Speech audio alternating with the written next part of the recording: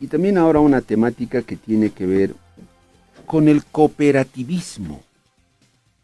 Una investigación que se ha hecho sobre las actuales condiciones y situación del cooperativismo en Bolivia. Para hablar de esto tenemos en nuestros estudios a dos invitadas. Una de ellas es Ruth Bautista Dura. Ella es responsable de investigación del Instituto para el Desarrollo Rural de Sudamérica, IPDRS. Es socióloga y es activista por los derechos de los pueblos indígenas. Investigadora en temáticas de tierra, territorio y organización rural. También está Nuris Poma Catacora. Ella es asistente de investigación y proyectos del mismo instituto. Ella es economista. Vamos a conversar con ella sobre este trabajo que se ha realizado, el cooperativismo, y sobre todo en el área rural, ¿no? ¿Cómo va el cooperativismo? ¿En qué ámbitos se ha desarrollado o no? Ruth Bautista Dura, inicialmente la bienvenida. ¿Qué tal, Ruth? Un gusto, buen día, bienvenida. Muchísimas gracias. Les agradecemos mucho el poder abrirnos este espacio para compartir en parte los alcances. Estamos iniciando ahora un ciclo de entrevistas junto a una serie de investigadores e investigadoras y bueno, nosotras venimos a dar inicio a este ciclo y a hablar sobre una publicación que estamos por lanzar. Estamos precisamente haciendo la edición en este momento de una serie de capítulos que abordan cada uno de los sectores del cooperativismo boliviano, ¿no? Para esto nosotros como IPDRS, junto a la institución WeEffect, una institución sueca, pues hemos emprendido esta investigación ya hace unos 6 meses, Nuris. Sí. Y pues tenemos preparados, digamos, una serie de actividades y con ello también esta y otras entrevistas junto a las y los investigadores. Perfecto. Nuris Poma también está junto a nosotros, ya hemos dado un poco el perfil de Nuris. Nuris, ¿cómo está? Un gusto recibirla acá, buen día, bienvenida a la mañana en directo. Nuris, esencialmente este trabajo que ya lleva creo que 6 meses, ¿qué característica tiene? ¿Cuál diría usted que es el nudo, el corazón de esta investigación o de este trabajo que se ha hecho? Bueno, muchas gracias por el espacio. Bueno, esta investigación se está buscando mostrar un análisis integral de todo este movimiento cooperativo.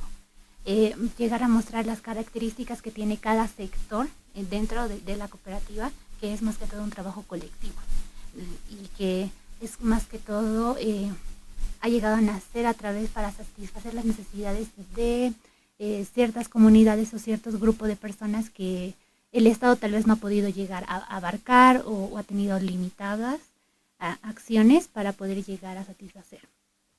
Muy bien. Como que sacarle una radiografía al cooperativismo, ¿no? Exacto. En Bolivia, ¿cómo está? Y Ruth Bautista, el cooperativismo tiene una característica particular, ¿no? A diferencia de lo que puede ser la empresa como tal, privada o un banco, por decir, ¿no?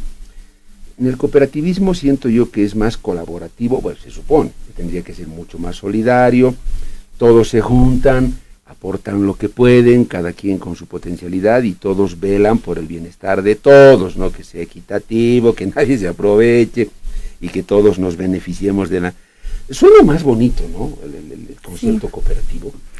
Sí, esta publicación va a ser muy interesante precisamente porque ingresa, ¿no? A analizar algo que en Bolivia, pues muchas veces decimos somos expertos, ¿no? En Bolivia todos nos organizamos, ¿no?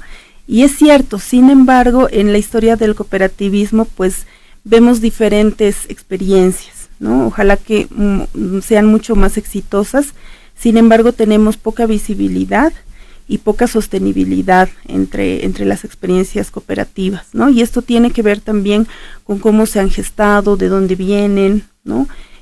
Por ejemplo, comentar que un dato que no siempre es muy visible y es que el cooperativismo, muchos creen que emerge luego de la reforma agraria del 53. Sin embargo, el cooperativismo está naciendo en la posguerra del Chaco, ¿no? Y precisamente con un enfoque más bien asistencialista desde el Estado, ¿no? A los excombatientes se les invita a conformar cooperativas, ¿no? Entonces parece ser una fórmula sumamente adecuada porque, por supuesto, en nuestras comunidades campesinas e indígenas, principalmente en el occidente del país, pues existen una serie de valores y de prácticas como el Aini, la Minca, ¿no? Que muestran esta colectivización del trabajo y que podrían resultar muy compatibles con los principios del cooperativismo que estaba emergiendo en la revolución industrial en Europa, ¿no? Entonces, este movimiento cooperativista intenta atender, como decía Nuris, estas necesidades primordiales de la gente. Sin embargo, en muchos casos también llega a encontrarse con otro tipo de estructuras organizativas, ¿no? Eso ocurre principalmente en el campo y por ello se invisibilizan, digamos, o se ponen detrás de las estructuras sindicales, por ejemplo, ¿no? Todo el sindicalismo agrario, que es la representación y el gobierno territorial en muchos casos, o la organización indígena originaria, que no necesariamente es la misma que las cooperativas. Entonces, una cooperativa agraria o rural va a ser como una institución dentro de la institucionalidad territorial, ¿no? Esos tejidos precisamente son muy interesantes de analizar y claro, ¿no? Tienen que ver también con otros temas como su sostenibilidad. Hay muchas cooperativas que se abren en el país y luego no llegan a constituir su personería jurídica o no han llegado a homologarla con la nueva ley de cooperativas. Bueno, ya no es tan nueva, es del 2013 la ley. Y luego cierran, ¿no? O sea, hay una actividad que parece atractiva por un momento, pero por otro, pues ya se va abandonando, digamos, ¿no?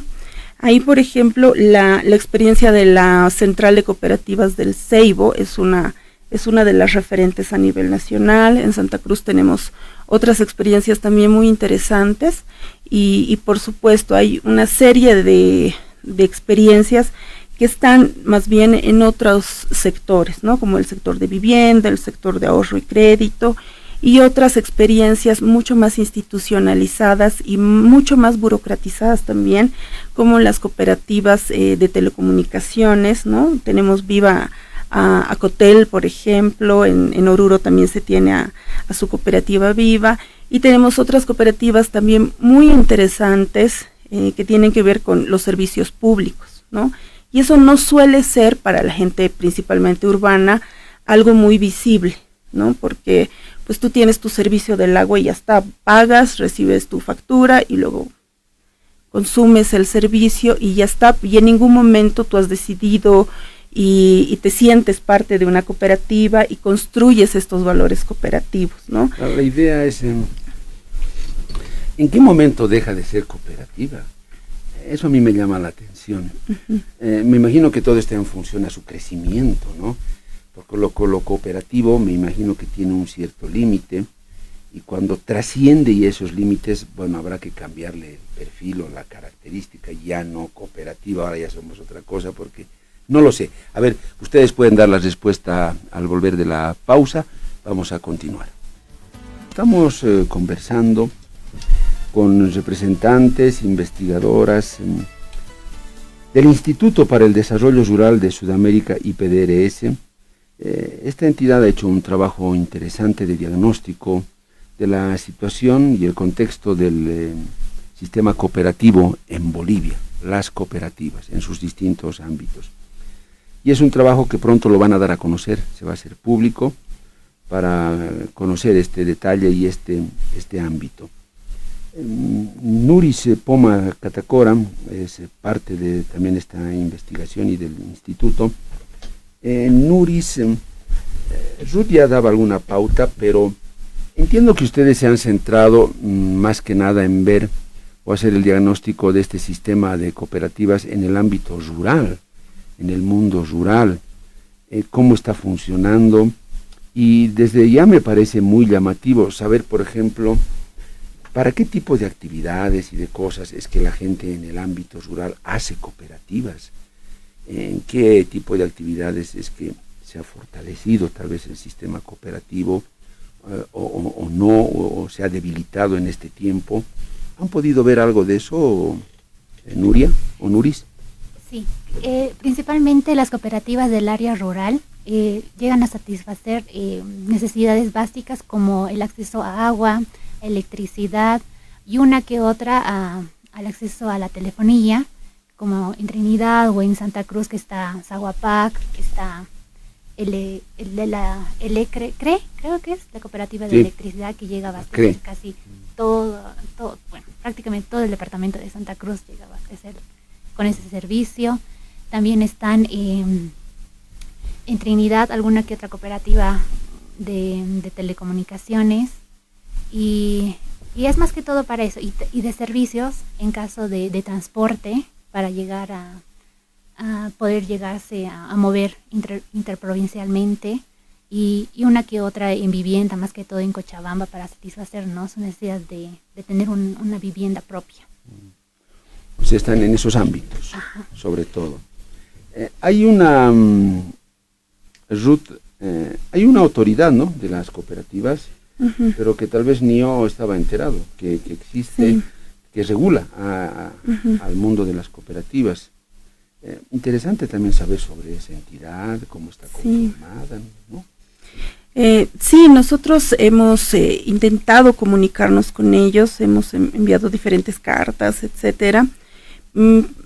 También comentarles, ¿no?, que el motivo de esta investigación en este año es peculiar también porque este es el año internacional de las cooperativas a nivel mundial, ¿no? Entonces la OIT en diferentes países está organizando cosas, nosotros hemos intentado comunicarnos con la OIT, y sí, la OIT nos hace caso, pero sin embargo la Autoridad de Fiscalización y Control de las Cooperativas, pues lamentablemente desde el año pasado que nosotros hemos iniciado este proceso de investigación, ha estado en una serie de tensiones institucionales, ¿no?, que lógicamente son correlativas a la situación de nuestro país. No hemos encontrado un referente, no hemos encontrado una cabeza, por ejemplo, visible que pueda otorgarnos una entrevista. Y lamentablemente, y ahí es uno de los principales problemas, digamos, de esta investigación, y es la falta de acceso a información oficial confiable, ¿no? Si tenemos una institucionalidad, una autoridad, pues tendríamos que tener números exactos, características suficientes, ¿no?, sobre las cooperativas. Tenemos datos del año pasado parciales, tenemos algunos datos hasta 2013. Sin embargo, no se puede hacer un diagnóstico basado en dato duro, digamos, de todo el movimiento cooperativo en Bolivia, ¿no? Esto en parte sí nos ha frustrado un poco, porque por supuesto nos hubiera gustado mucho tener un alcance con las organizaciones, ¿no? Sin embargo, estas intermediaciones que existen, pues impiden un poco. También hemos intentado trabajar con Alcobo, que es la CONCOBOL, perdón, la Confederación Nacional de Cooperativas, que sería la parte organizativa, no desde el Estado, pero claro, también en mutua colaboración, digamos, con la AFCOP, y tampoco hemos logrado, ¿no?, acceder a una entrevista con la cabeza. Entonces, por supuesto que hay una movilización permanente del cooperativismo en Bolivia, específicamente del cooperativismo minero. Sin embargo, los otros sectores son como expectantes, ¿no?, de estos temas. Sabemos también que en Santa Cruz se han estado creando muchas cooperativas agropecuarias en este último periodo. No tenemos información oficial del para qué, de cuál es el proceso, etcétera. Esto lo hemos intentado solventar de alguna manera, y por eso entre nuestra lista de investigadores e investigadores, pues tenemos una serie de compañeros y compañeras. Antes de entrar a ese tema de la muy lista, bien, sí. Un detalle. ¿Qué les hubiera gustado a ustedes saber de la Autoridad de Fiscalización? Datos, estadísticas. Tienen bien registrada, bien codificada la actividad cooperativa. Fundamentalmente eso, ¿o qué más les hubiera gustado saber? Además nos hubiera gustado conocer cuál es la reflexión de ellos respecto a una serie de demandas que tienen los sectores, ¿no? Por ejemplo, esta situación de intervenciones consecutivas en las cooperativas grandes de telecomunicaciones, qué dicen ellos respecto a toda la impugnación popular que hay respecto a la ley minera, por ejemplo, en relación al cooperativismo minero, si hay reflexión, ¿no? Porque el cooperativismo a nivel mundial se define por sus principios, ¿no? Entonces, y nosotros no encontramos en una serie de experiencias bolivianas estos principios que se estén movilizando. Uno de ellos, por ejemplo, es el tema formativo, ¿no? Porque el cooperativismo tendría que nacer de una serie de procesos formativos que te estén inculcando la solidaridad y la necesidad de compartir y la necesidad de invertir también, ¿no? Sobre todo eso, la solidaridad, ¿no?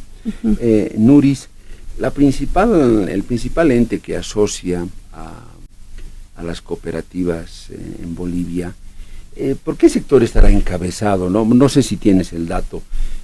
¿Será el sector, no sé, pues de servicios, el sector de la minería? En esa directiva, ¿quién estará? ¿No? Por lo menos eso ustedes han logrado saber. Bueno, de acuerdo a la información que puede estar disponible en su página de las autoridades que han pasado, la mayoría ha sido como que del sector minero, más que todo. Entonces ahí ha ido como que cambiando, pero también tal vez sea por eso que se llegan a cerrar y no brindan la información transparentemente. Claro, es un poco más hermética, ¿no? La información. Ruth, te querías referir al perfil de los investigadores que han participado en este trabajo y que, por cierto, también los vamos a tener acá.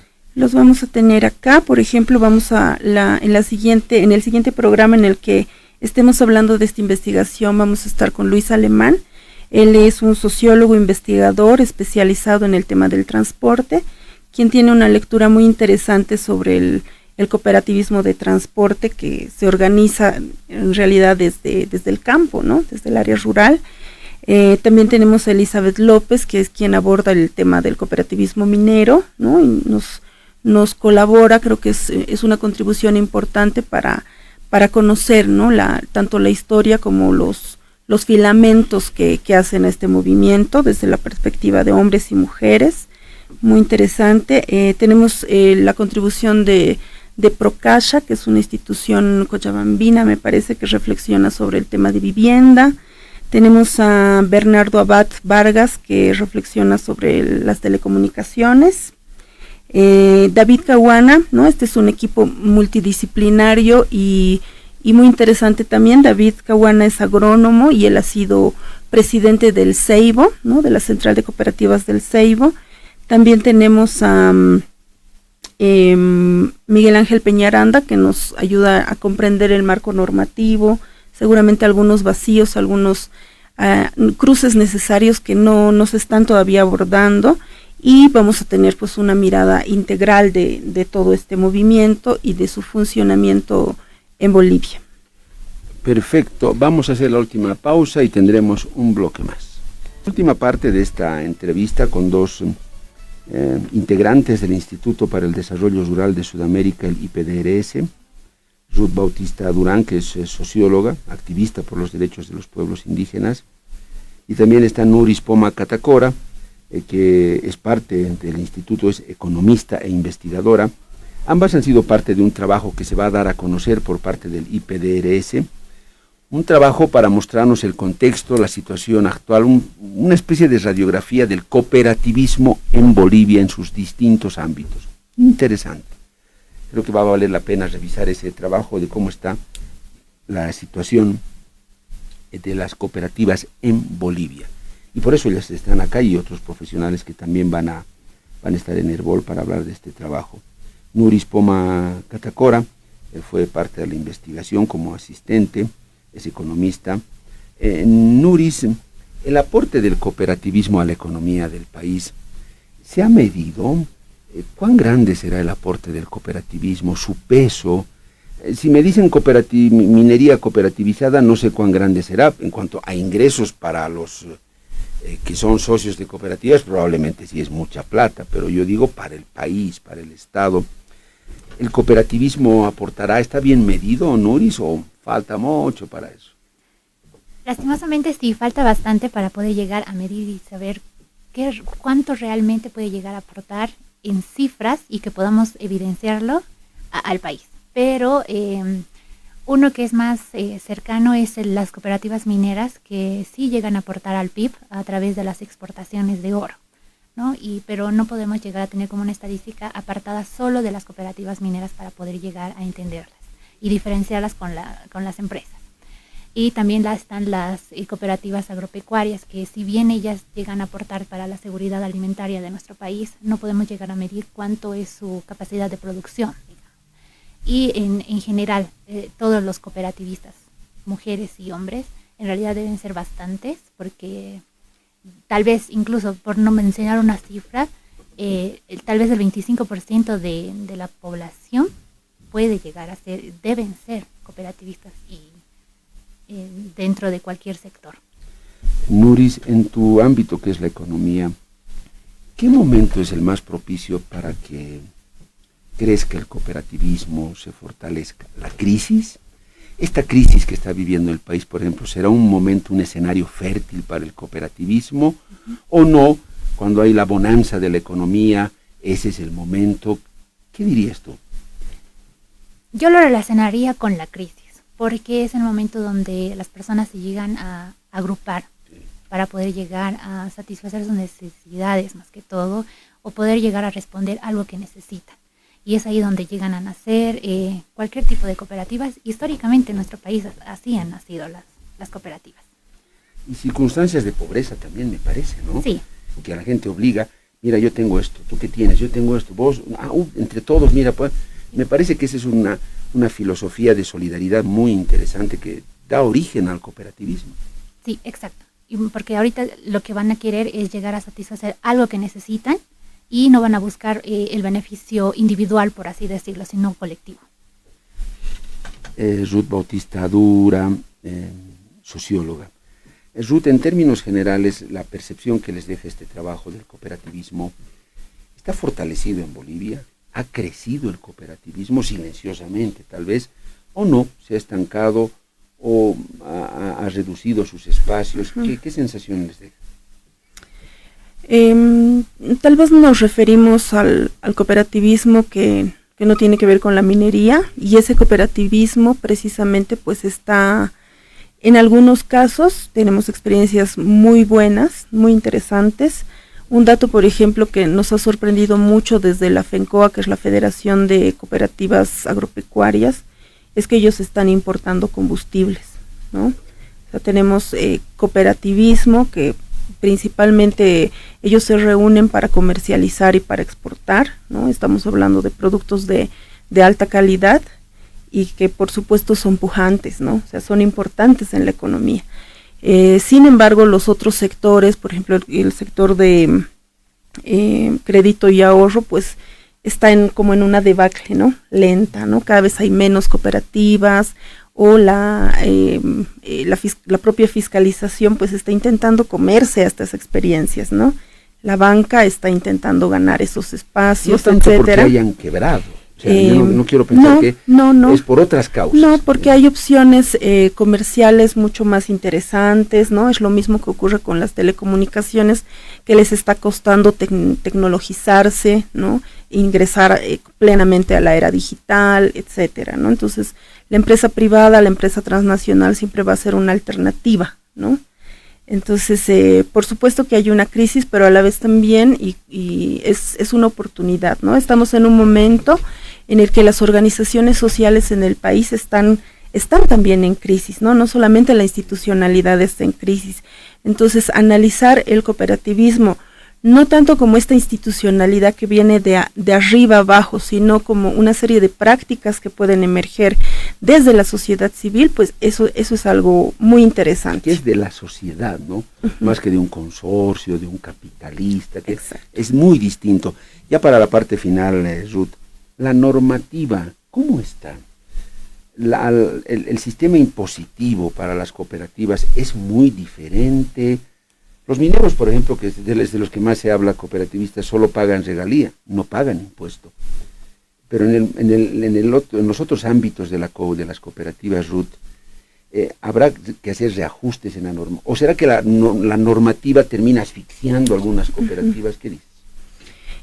Precisamente hacíamos notar esta crisis de institucionalidad en el movimiento cooperativo, porque no hay este espacio de discusión, ¿no? Entonces tenemos una ley que se sigue presentando y la siguen nombrando como una nueva ley general de cooperativas, que es la ley, me parece que 356, ¿no? Que se plantea ser general. Sin embargo, los sectores son sumamente peculiares, ¿no? O sea, tenemos en algunos casos una necesaria base social grande, ¿no? Tenemos cooperativas de primer, segundo, tercer, cuarto nivel, tenemos un quinto nivel con una confederación. Sin embargo, no hay una relación entre estos niveles ni en términos de asesoramiento técnico, ni en términos de análisis jurídico, ¿no? No sabemos qué están pensando algunos sectores de todo este crecimiento y esta movilización del cooperativismo minero, por ejemplo, ¿no? Nos hace falta, o sea, le hace falta al movimiento cooperativo toda esta reflexión y el planteamiento de una mejor ley o de pronto la descentralización de esta ley de cooperativas, ¿no? Para que sean viables y realmente haya un apoyo, una visibilización, una asignación presupuestaria. Hay un viceministerio, por ejemplo, ¿no? Sabemos que están en contacto, que se mueven, pero luego pues también están como muchos sectores de nuestra sociedad y de nuestra institucionalidad también están entrampados en esta crisis política y económica que vivimos. ¿Para cuándo vamos a conocer el trabajo? ¿Ya se va a hacer público? ¿Cuándo crees? El libro lo vamos a presentar el día 27 de agosto. Falta más de un mes. Poquito más. Pero me parece que va a ser muy interesante acceder a esa publicación. Va a dar muchas luces de este ámbito que está un tanto invisibilizado, lo han dicho ustedes. Ruth, quiero agradecerle mucho por su tiempo, su presencia. Puede llegar a ser apasionante la temática, ¿no? En la medida que uno va profundizando. Ruth, gracias. Muchas gracias a usted, a Herbol también por recibirnos y pues invitarles a hacer seguimiento a esta serie de entrevistas en las que vamos a compartir los insumos de esta investigación que está realizando el IPDRS en coordinación con WeEffect. Nuris, lo propio, un gusto haberla tenido. Muchas gracias. Y pues a todos los que nos ven, que estén atentos a las próximas entrevistas.